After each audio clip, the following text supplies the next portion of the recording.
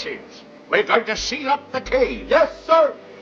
Seal the cave. Planet of the Apes didn't just flip the script on evolution, it shattered Hollywood conventions, buried social commentary under ape makeup, and ended with a twist that left audiences speechless. But behind those groundbreaking prosthetics and dystopian wasteland, chaos ruled production. The studio nearly killed it before filming began. Charlton Heston almost suffocated in his costume. And that iconic ending, it was rewritten the night before they shot it. These are 20 secrets about Planet of the Apes hidden for decades. And buried in the desert sand, a twist ending so powerful the studio tried to cut it completely. Take your stinking paws off your assumptions. This gets stranger than you think. Number 20. The studio rejected the project 5 times before greenlighting it. Morning, Julius. How's our patient today? No change. Producer Arthur P. Jacobs spent years trying to convince 20th Century Fox to make Planet of the Apes. He'd acquired rights to Pierre Boulle's novel in 1963 and immediately recognized its film potential. But every studio executive he pitched rejected it as impossible, ridiculous, or commercial suicide. The core problem was simple. No one believed audiences would accept a film where apes talked, ruled civilization, and humans were primitive animals. The concept seemed absurd, the kind of B-movie schlock that would embarrass a major studio. Fox passed 5 separate times over 4 years.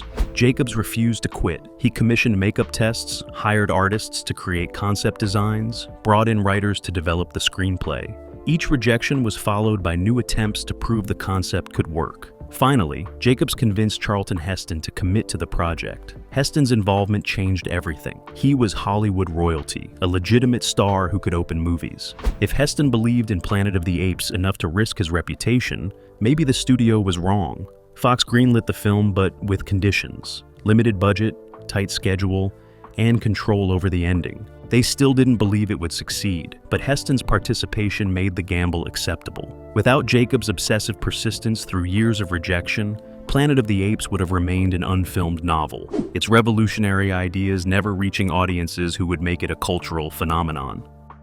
Number 19. The ape makeup took 4 hours to apply daily. Creating believable ape faces required revolutionary makeup techniques that didn't exist when production began.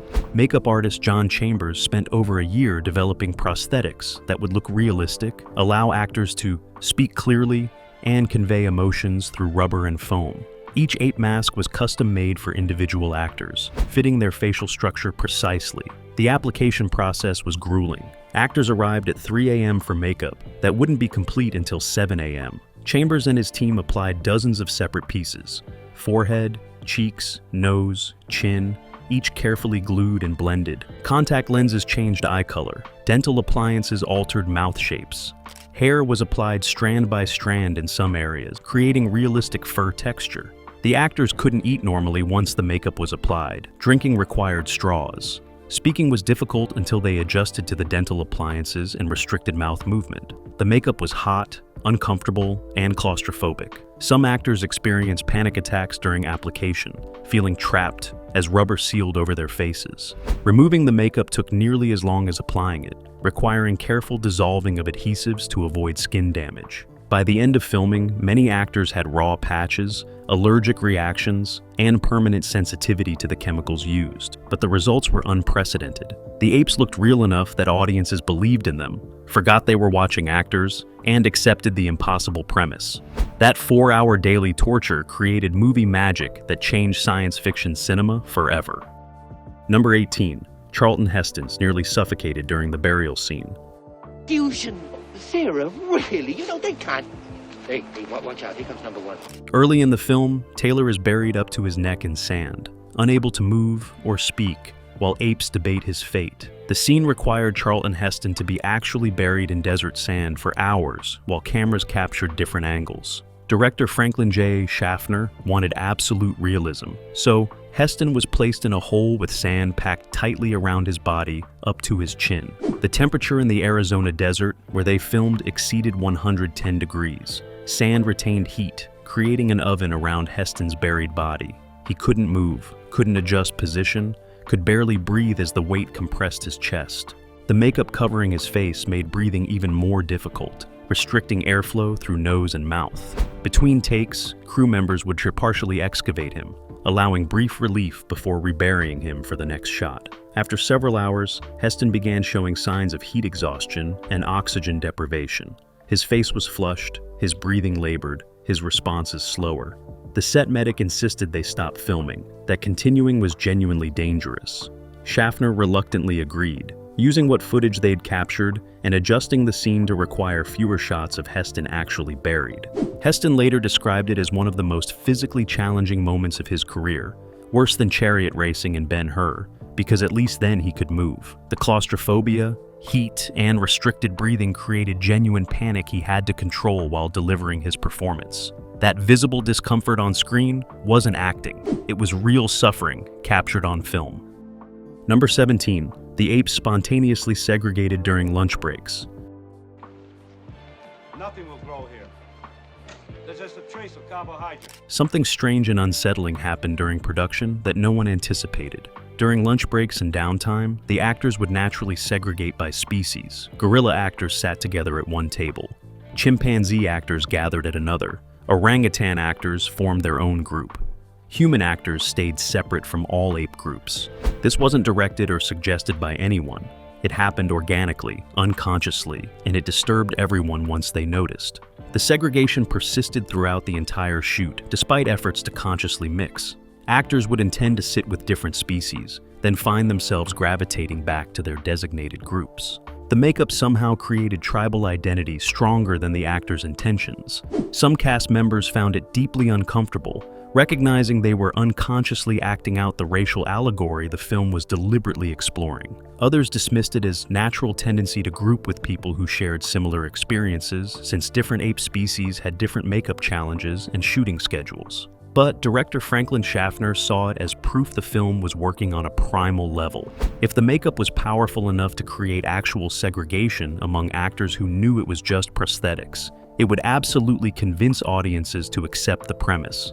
The phenomenon became part of Planet of the Apes legend, a behind-the-scenes moment that perfectly illustrated the film's themes about prejudice, tribalism, and how surface differences create social divisions even when everyone knows better. Number 16. Rod Serling wrote the original screenplay, but it was completely rewritten. Make comment on the show title, Bernie, A Conversation with Rod Serling, which carries with... The Twilight Zone creator Rod Serling wrote the first draft of Planet of the Apes, bringing his gift for social commentary and twist endings to the project. His screenplay was brilliant, philosophical, packed with allegory and ideas. It was also completely unfilmable. Serling's version set the story in a futuristic ape city with advanced technology, skyscrapers, vehicles, and modern civilization run by intelligent apes. The budget to create that would have been astronomical, far beyond what 20th Century Fox would spend on a risky science fiction project. The studio brought in writer Michael Wilson to completely reconceive the story, setting it in a primitive society that could be filmed with practical sets and locations. Wilson kept Serling's themes and the Statue of Liberty ending, but changed almost everything else. The ape society became medieval rather than futuristic, relying on horses instead of cars, living in stone buildings instead of skyscrapers. This drastically reduced production costs while maintaining the story's power. Serling was devastated when he saw how much of his work was changed. He'd spent months crafting dialogue and scenes that were completely discarded, but he was also professional enough to recognize that Wilson's changes made the film possible. When Planet of the Apes succeeded, both writers received credit, though their contributions were radically different. Serling provided the intellectual foundation and key story beats. Wilson provided the practical execution that could actually be filmed. Together, their collaboration created something neither could have achieved alone. Number 15. The Statue of Liberty ending was nearly cut by Fox executives.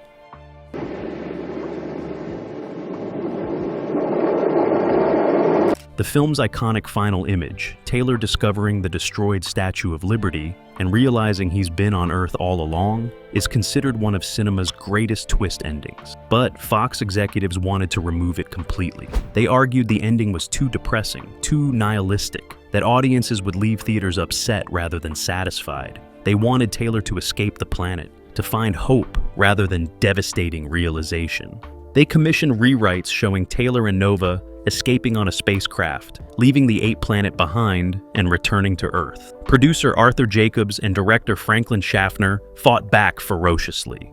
The Statue of Liberty revelation was the entire point, the moment that transformed the film from adventure story into powerful social commentary. Removing it would gut the film's meaning, reduce it to simple entertainment. Charlton Heston sided with the filmmakers, threatening to walk away if the ending was changed. His star power gave the creative team leverage, but Fox remained adamant until they conducted test screenings. Audiences were polled about the ending, and the results shocked executives. Viewers overwhelmingly loved the Statue of Liberty twist. They called it brilliant, unexpected, thought-provoking. The depressing nature wasn't a problem, it was the film's greatest strength. Faced with clear audience approval, Fox backed down and allowed the ending to remain. That decision ensured Planet of the Apes would be remembered not as another science fiction adventure, but as a legitimate piece of social criticism disguised as entertainment. Number 14. Kim Hunter and Roddy McDowall remained in character between takes. Better than going to jail for heresy. Oh, they can't convict us of heresy? You've helped prove our... Playing intelligent, articulate apes required more than just wearing makeup. It required inhabiting a completely different physicality and psychology. Kim Hunter, who played chimpanzee scientist Zira, and Roddy McDowall, who played chimpanzee archaeologist Cornelius, made a decision early in production. They would stay in character even between takes, maintaining ape mannerisms and speech patterns throughout the shooting day. This wasn't method acting pretension, it was practical necessity. The makeup was so restrictive that switching between human and ape expressions was difficult. If they relaxed into normal human behavior between shots, it took time to relocate the ape physicality when cameras rolled. Staying in character maintained consistency and saved time. Hunter and McDowall developed entire ape personalities, creating backstories, relationships, and behaviors that weren't in the script. They moved differently, held themselves differently, even thought differently when in costume. Other actors found it slightly unnerving, having conversations with what appeared to be actual apes discussing the craft services table or weather. But the commitment paid off with performances that felt genuinely non-human. Zira and Cornelius weren't humans in ape makeup. They were apes with human intelligence, a subtle but crucial distinction. The actors created that through total immersion, refusing to break character even when cameras weren't rolling. Their dedication set the standard for the entire cast, establishing that Planet of the Apes would be played seriously, with commitment to the premise regardless of how absurd it might seem. Number 13. The film was shot in actual nuclear test sites.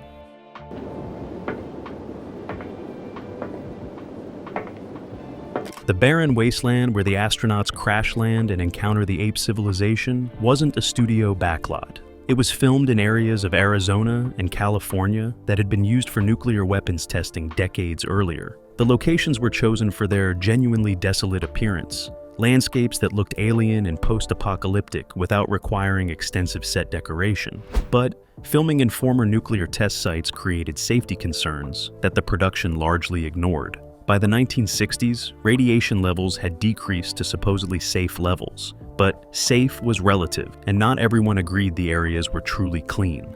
The production received government permission to film in restricted zones that civilians normally couldn't access.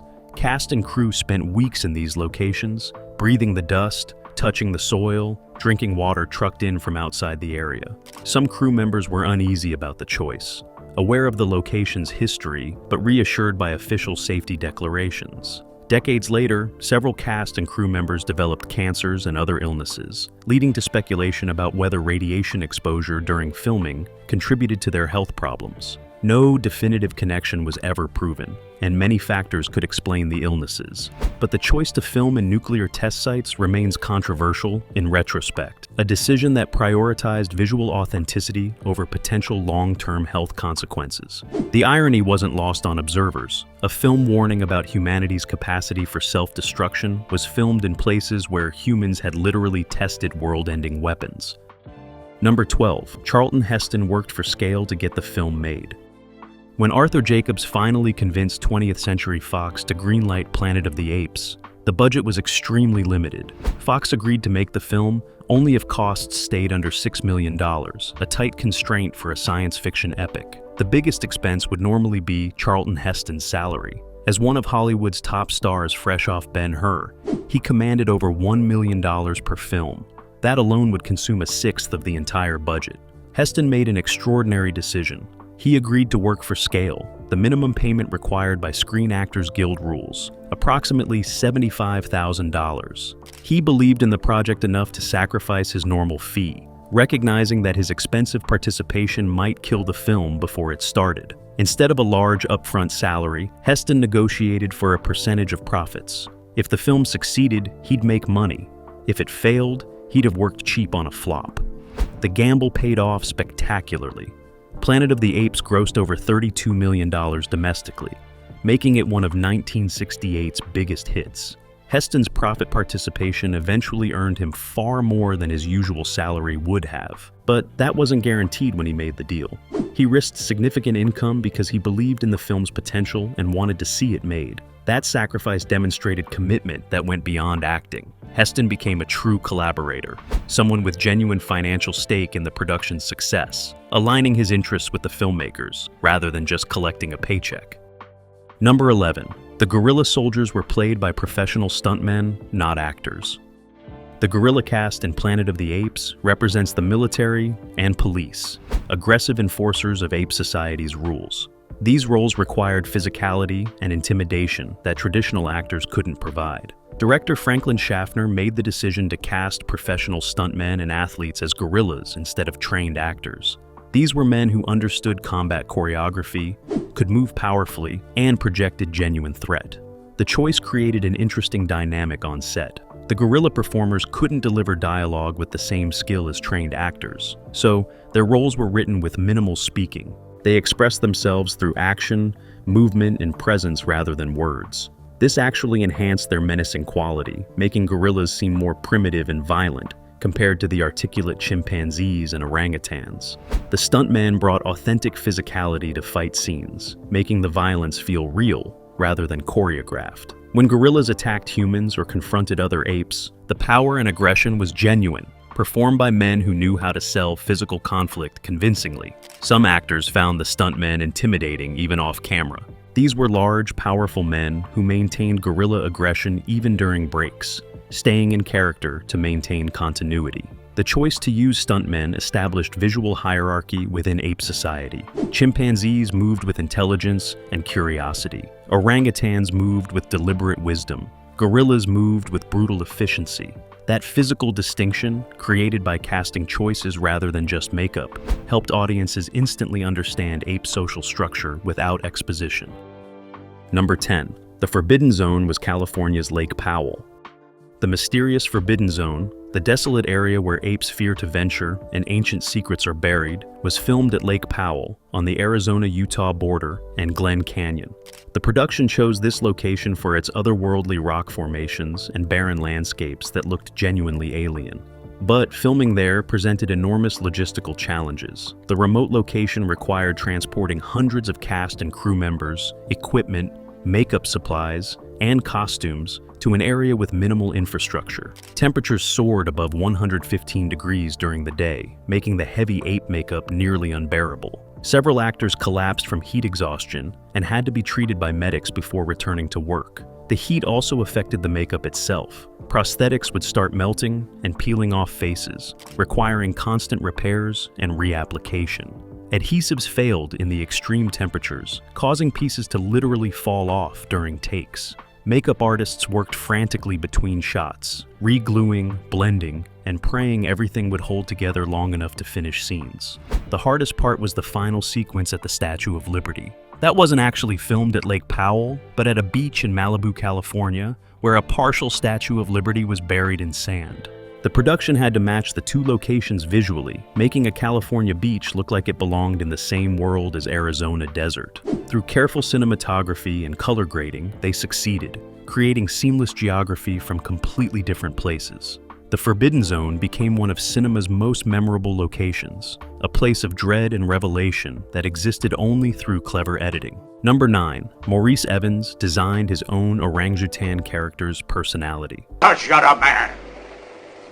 And you're right. I have always... Dr. Zaius, the orangutan who serves as Minister of Science and Chief Defender of the Faith, is the film's most complex character, simultaneously scientist and religious authority. Welsh actor Maurice Evans was cast in the role, but found the script's version of Zaius too one-dimensional, simply a villain opposing progress. Evans had extensive theatrical experience and understood character complexity. He approached director Franklin Schaffner with a proposal. Let him completely redesign Zaius' motivation and personality. Evans argued that Zaius shouldn't be evil or ignorant. He should be someone who knows terrible truth and has chosen to suppress it for society's protection. Zaius knows humans once ruled Earth, knows what happened, and has decided that knowledge is too dangerous to reveal. He's not a villain, but a tragic figure carrying unbearable burden, making choices he believes are necessary even when they're cruel. Schaffner loved this interpretation and gave Evans freedom to develop it. Evans worked with writers to adjust his dialogue, adding layers of meaning and subtext. Lines that seemed like simple opposition became weighted with secret knowledge. Zaius' interactions with Taylor transformed from antagonism into philosophical debate between two beings who understand more than they're saying. The performance elevated the entire film. Instead of simple conflict between good humans and bad apes, Planet of the Apes became exploration of how societies handle dangerous truth, whether ignorance is sometimes mercy, and what responsibilities come with knowledge. Evans created one of science fiction's great characters through his insistence on complexity over simplicity. Number 8. The human actors were forbidden from speaking for weeks.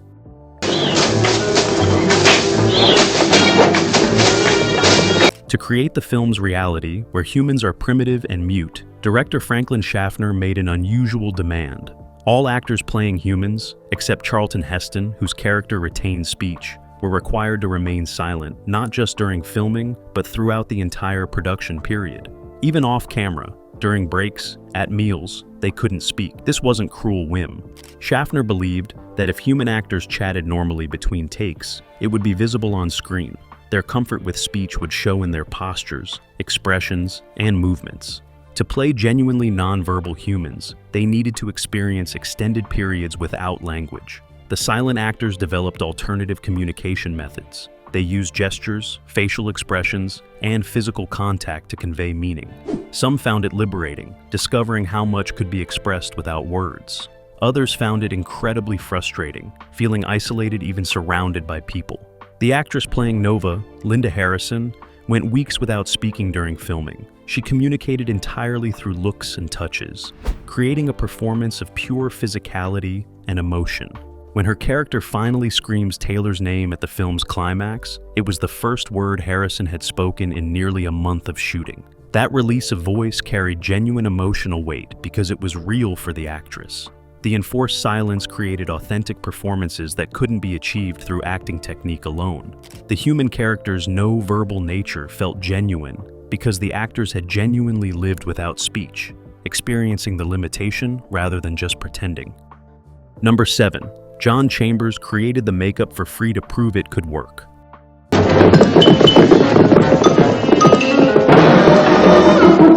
When Arthur Jacobs first approached Fox about Planet of the Apes, the studio's primary objection was that convincing ape makeup was impossible. No one had created talking ape prosthetics that looked real and allowed clear speech. Makeup artist John Chambers, who'd done groundbreaking work on television but hadn't yet made his mark in film, heard about the project and saw an opportunity. He offered to create makeup tests for free, investing his own time and money to prove the concept was viable. Chambers spent months experimenting with different materials, application techniques, and designs. He studied actual apes, photographed them from every angle, analyzed how their facial muscles moved during expressions. He tested dozens of prosthetic designs on volunteer actors, filming them speaking and moving to see what worked. The breakthrough came when Chambers realized he needed separate articulated pieces rather than a single mask. Each section of the face needed independent movement to allow natural speech and expression. He created modular prosthetics that moved with the actor's facial muscles underneath, creating the illusion of ape features that were genuinely alive. After 6 months of unpaid work, Chambers had developed makeup that was revolutionary. He filmed test footage of actor Edward G. Robinson in full ape makeup, speaking clearly and conveying complex emotions. That footage convinced Fox the film was possible. Chambers was hired officially, given proper budget and team, and went on to create makeup that won him an honorary Academy Award. But it all started with his willingness to work for free, betting on himself and the project's potential. Number 6. Edward G. Robinson was originally cast as Dr. Zaius but quit. Yeah. Now look out, Lopez. Every month, hundreds of claims come to this desk. The legendary Edward G. Robinson was initially cast as Dr. Zaius and participated in the makeup tests that convinced Fox to greenlight the film. But after experiencing the 4-hour makeup application process and wearing the prosthetics for a full day of test shooting, Robinson made a devastating decision. He quit. At 73 years old and in declining health, Robinson couldn't physically endure the daily torture of ape makeup. The heat, the claustrophobia, the restricted breathing, the chemicals on his skin for hours. It was too much. He apologized to producers, explaining that his body simply couldn't handle the demands. His departure threw production into crisis. They'd sold Fox on the project partly based on Robinson's involvement and the test footage of him as an ape. Now they needed a replacement who could match Robinson's gravitas and intelligence. They found Maurice Evans, younger and physically capable of enduring the makeup. But Robinson's departure was a blessing in disguise. Evans brought different energy to Zaius, more physically imposing, more conflicted. Robinson would have played Zaius as world-weary and cynical. Evans played him as burdened by knowledge and responsibility. The performance fit the film better than Robinson's likely would have. Robinson lived long enough to see Planet of the Apes become a phenomenon. He reportedly told friends he regretted not finding a way to endure the makeup. Recognizing the film became something special, but his health was genuinely too fragile. He died just 5 years later, his decision to leave the film probably extending his life by avoiding months of physical torture. Number 5. The ending was rewritten the night before filming.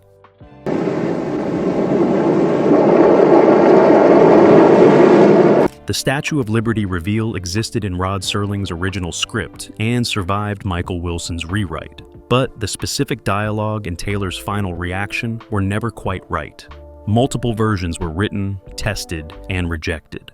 The night before filming the climactic beach scene, Charlton Heston, director Franklin Schaffner, and writer Michael Wilson gathered in a hotel room to make one final attempt at getting it right. They knew the visual would be powerful, but Taylor's response had to match that impact. Earlier versions had Taylor giving long speeches about humanity's folly, explaining the obvious. Test readings revealed this was too much, over-explaining what the image already communicated. They needed something shorter, more emotional, less intellectual. Heston suggested Taylor should curse humanity, express rage rather than sadness. Schaffner agreed but wanted despair underneath the anger. Wilson wrote multiple variations through the night, with Heston reading them aloud, testing different emotional approaches. Finally, around 3 a.m., they found the right words. "You maniacs! You blew it up. Damn you. God damn you all to hell." Simple, raw, emotional, rather than intellectual. It conveyed everything: shock, rage, despair, and ultimate futility in just a few sentences. Heston memorized the new dialogue immediately. A few hours later, he was on the beach delivering what would become one of cinema's most famous monologues, written just hours earlier. The spontaneity and exhaustion from the late-night writing session actually enhanced the performance. Heston's delivery felt raw and desperate because he was genuinely tired and emotionally wrung out. Number 4. The film's anti-war message was deliberately hidden from Fox. You may not like what you find. Planet of the Apes was made during the height of the Vietnam War, and everyone involved saw it as anti-war allegory. The film's depiction of a society that destroyed itself through violence and nuclear weapons was direct commentary on contemporary America. But this message was deliberately hidden from Fox executives who wouldn't have approved such controversial content. Director Franklin Schaffner and the writers coded the anti-war theme subtly enough that studio executives focused on the science fiction spectacle without recognizing the political subtext. References to the previous civilization destroying itself were kept vague enough to seem like generic science fiction rather than specific Vietnam commentary. The Ape Society's militarism and censorship of dangerous knowledge paralleled American government's control of war information, but this was never explicitly stated. Dr. Zayas' suppression of archaeological evidence mirrored how governments hide uncomfortable truths. The guerrilla military's violence against humans reflected American military action in Southeast Asia. The film's final revelation that humanity destroyed Earth through nuclear war was warning about the arms race and mutually assured destruction. But all of this remains subtext, visible to audiences primed to see it, but invisible to executives looking for simple entertainment. When the film became a hit and critics started analyzing its political meanings, Fox executives were reportedly surprised and somewhat annoyed. They hadn't realized they'd funded anti-war propaganda. But by then it was too late. The film was a phenomenon, and its message was spreading to millions of viewers who saw it as more than an adventure story. Number 3, Linda Harrison was cast because she was dating Richard Zanuck.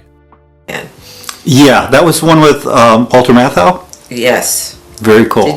Nova, Taylor's mute human companion, required an actress who could convey emotion entirely through physical performance. The role went to Linda Harrison, a relative unknown with limited acting experience.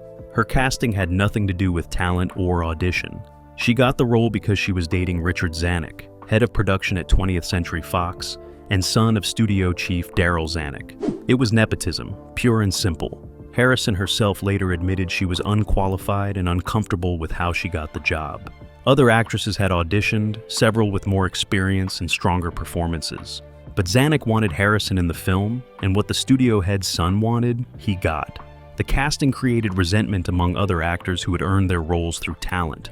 Some treated Harrison coldly, seeing her as someone who'd slept her way into the production. But something unexpected happened. Harrison, determined to prove she deserved the role despite how she got it, threw herself completely into the performance. She embraced Schaffner's requirement that human actors remain silent, using the limitation to develop Nova's physicality and emotional expressiveness. Without dialogue to rely on, she had to communicate everything through looks, gestures, and movement. The result was a performance that worked beautifully, creating a character who was sympathetic despite never speaking a word. Harrison proved that sometimes people rise to opportunities regardless of how those opportunities arrived.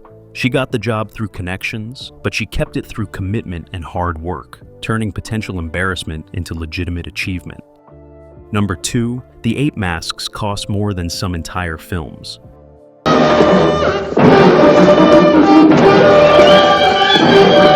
John Chambers' revolutionary ape makeup was extraordinarily expensive. Each complete ape face prosthetic cost between $2,000 and $3,000 to produce in 1967, equivalent to roughly $20,000 today. The film required dozens of complete ape makeups for principal actors, plus hundreds of simpler masks for extras. The total makeup budget exceeded $1 million, an astronomical sum that represented nearly 1/6 of the film's entire budget.